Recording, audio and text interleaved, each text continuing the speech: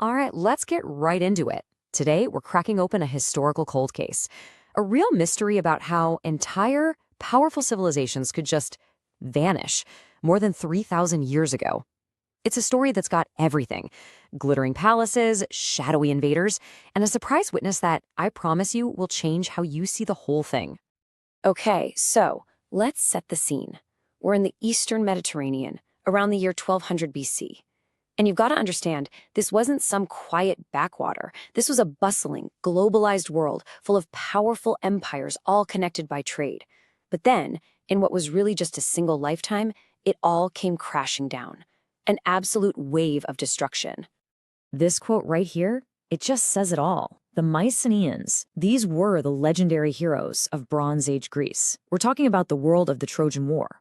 And their massive palaces, their thriving cities, which had been around for centuries, were just gone, wiped off the map. I mean, just look at the difference here. It is night and day. You go from having these incredible palaces and international trade routes, from having a complex writing system, linear B to keep track of everything, to just ruined settlements, famine. They even forgot how to write. And this wasn't just happening in Greece. The powerful Hittite Empire over in modern-day Turkey, it completely shattered. Even mighty Egypt, the only major power left standing, was brought to its knees. So this is the central mystery, the question that's kept historians up at night for decades. I mean, one city falling, that's one thing. But an entire interconnected system of civilizations? The sheer scale of it means the explanation has to be something huge. So let's start looking at the clues. All right, so just like in any major investigation, you start by rounding up the usual suspects. And for a long time, historians have had a pretty short list of culprits for the Late Bronze Age collapse. And suspect number one has always been this shadowy group the Egyptians called the Sea Peoples. They just show up in the records as these relentless raiders sailing in from the sea and burning cities to the ground. But who were they really? Were they an organized invading army? Or were they actually just desperate refugees cast out onto the sea by a world that was already falling apart? It's still one of history's great debates. But blaming a mysterious group of invaders might be too easy. Other theories look inward. Some scholars think maybe the whole system was brought down by massive rebellions from within, peasants and lower classes rising up against their rulers. Others argue the system itself was the problem, that it was so rigid, so centralized, that it was just too fragile. The slightest push and the whole thing just shattered. So for the longest time, the debate just went round and round between these different human causes. But recently, a new piece of evidence came to light that kind of flips the whole investigation on its head. It points to a culprit that no one, absolutely no one in the ancient world could have seen coming.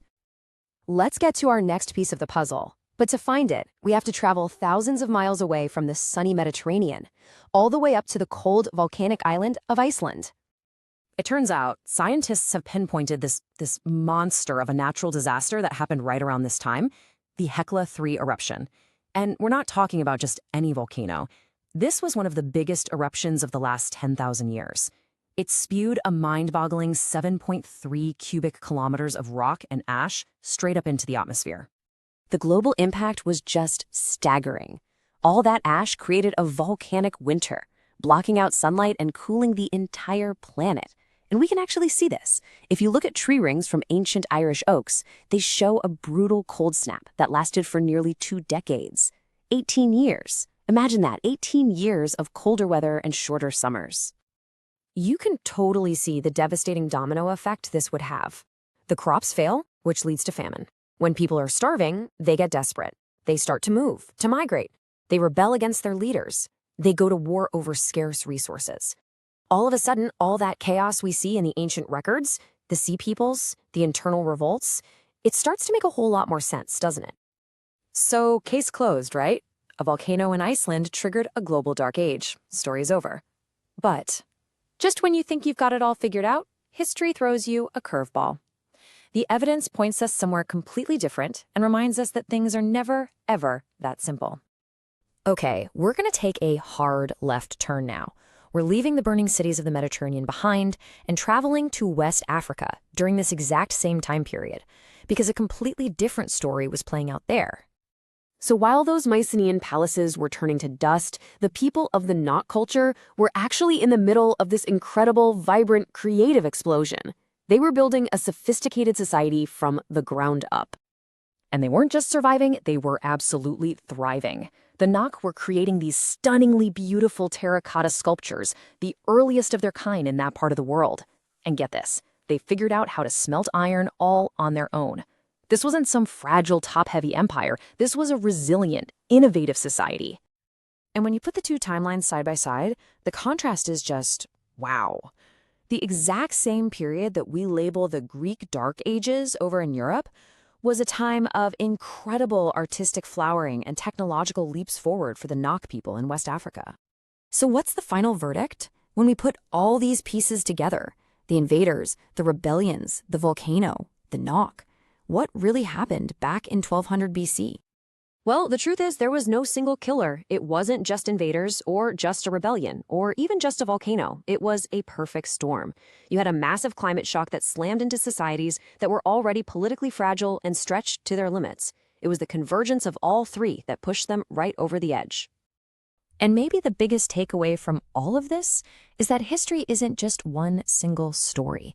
There's no universal timeline where the whole world rises and falls together. The very idea of a dark age really depends on where on the map you're standing. It forces us to ask some pretty big questions, doesn't it? To look beyond the usual stories of empires rising and falling. It makes you wonder, what other incredible stories of innovation and creativity have we been missing just because we've been focused on the ashes of another empire? It's a powerful reminder that the human story is way richer and way more complicated than we ever imagine.